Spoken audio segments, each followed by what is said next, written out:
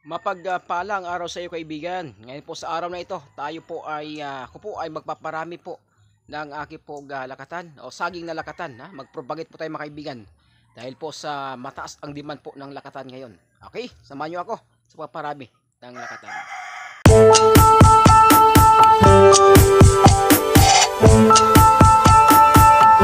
Ito na po mga kaibigan, yung ating pong tatanggal po ng mother plant.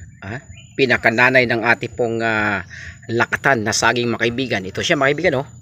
Ayan, nakuha na po natin. Ayan. At napakadaming suhi mga kaibigan. Ayan, oh, dami.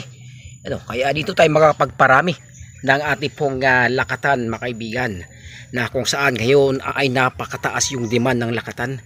Kaso lang dito po sa ating lugar ay napakakaunti lang po yung suhi po ng lakatan mga kaibigan. Kaya ito po yung ating gagawin ngayon. At ito yung sa gilid niyan, ito po yung aking nakuha po. Kung niyo napapansin mga kaibigan, ang dami po talaga niyang ito yung suhi, oh. Ayan po mga kaibigan. Kaya ibagi ko po sa inyo yung paano to para mabilis po yung pagtubo po ng suhi. Ang ating pong isa sa mga ginagawa mga kaibigan, isa sa ating natutunan po kay Dung Hindre, na isa mga expert po ng magpropagate ng lakatan mga kaibigan. Ito po yung gagawin mga kaibigan. Yung pinakapuno dito, tulad dito mga kaibigan, oh, yan dito ay kailangan putulin ito. Yan, para mabilis po tumubo itong mga suhi mga kaibigan. Yan. Kaya meron pong sinampulan po ako dito na pinutol ko mga kaibigan. Tulad dito, oh, ayan, oh. Pinutulan ko na. Nasaan na ba yun? Ito mga kaibigan, oh. Ayan, oh. Kaya ito na siya. Wala na siyang pinakapuno. Kaya ito na lang yung kanyang ito na ang mag-concentrate na magtubo mga kaibigan. Yung isa, dalawa. Di ko alam kung meron pa dito. Ayan, dalawa. Kasi kung hindi po ito tanggalin mga kaibigan, hindi ito tanggalin, kung tulad dito hindi po tanggalin, ang mangyari, mabagal po yung pagtubo nitong mga suhi mga kaibigan. Ito, mabagal po yung pagtubo ng suhi. Kaya isa sa mga sikreto mga kaibigan, sa mga baguhan na po, maliban na sa mga expert, talagang ano naman talaga sila, magaling. Yan, ito po mga kaibigan, puputulin po yun dito. Yan, para ang concentration po sa pagtubo nitong suhi po ng lakatan ay dito na po. Yan, dito sa mga lahat ng loob tumubo. Ngayon ay yun po yung ating itanim. Hindi pa itanim. Ano pa natin ito, ipapropagate muna natin. Pag sakaling malaki na po siya, ay ihiwalay na po mga kaibigan. Tulad dito, panghiwalay na po yan. At meron po kong pinanghiwalay dito. Tulad dito, pinutol ko na po yung mga puno. Ito mga kaibigan, yan. Saka ito, napapansin ay may mga suhi na po yan. Marami pong tutubo dyan. Kaya mabilis po makapagparami ng lakatan. Ito.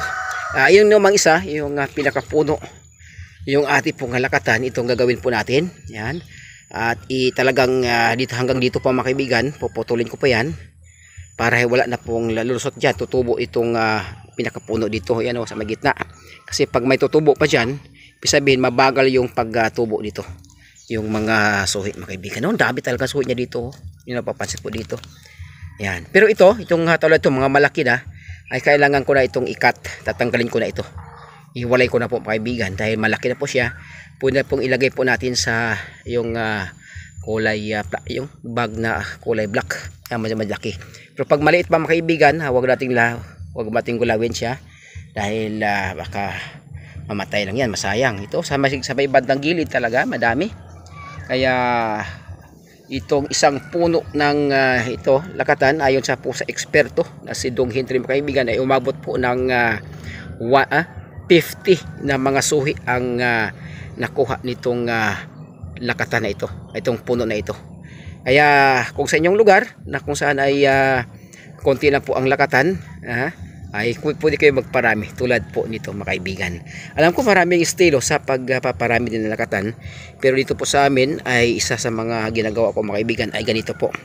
Sa ating pong nakita na mabilis po magparami ng lakatan. Kaya po sa mga expert yan, at pwede kayo mag-comment po mga kaibigan para madagdagan po yung ating pong kaalaman sa pagtanim po ng lakatan, dahil po sa ating lugar dito ay talaga naman mataas po ang demand po ng lakatan, na saging na lakatan mga kaibigan. At kaya po tayo nagtatanim para meron tayong aanihin.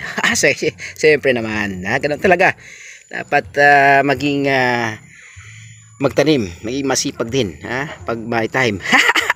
Hindi pag may time siguro naman pag may time talaga, kasi kung busy ka naman sa ibang ginagawa ay hindi ka makapagtanim. Kaya bigyan po ng oras sa mga takatiwang dyan ng mga lupa, ay pwede na po kayong papagamit po ninyo yung lupa ninyo, taniman po ng lakatan para meron kayong makuha na mga source na pagkain mga kaibigan na napakasarap, na napakataas ng potassium content. Yan. Dito na po tayo sa ating pong ating pong vlog na ito sa pagparami po ng lakatan. Ito hindi po ako nanghinayang mga kaibigan Hindi po ako nanghinayang dito na putulin kahit malaki na ito. Kasi isa sa mga purpose po natin pagpaparami. Kasi kung ipataas ko pa ito mga kaibigan, mga apabot kong na 6 months, 7 months kasi magbubunga na po yan. 7 months to 8 months magbubunga na po yan. Ay matagal pa ako makapagparami. Kaya hindi tulad po ito mga kaibigan, nasakripisyo mo na lang yung pinakamalaking puno. Di ba? Para mabilis po makarami ng rakatan. Mga kaibigan, sana po may natutunan po tayo sa ating pong vlog na ito. Shout out po sa lahat sa ating mga viewers at secret viewers. Shout out po Lola Vlog and Ate Joy 721. Mga kaibigan, maraming salamat po sa inyong panonood. Shout out din kay Dong Hindri, isa sa mga ating pong iniidolo na nagtatalim po ng lakatan mga kaibigan.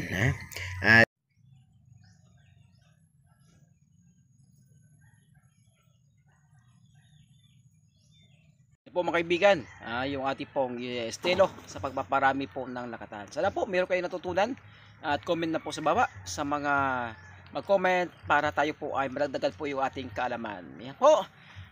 Sa mga beginners po, tayo po ay talagang magsikap po magtanim para meron tayong makakain. Thank you for watching and God bless us all and to God be the glory.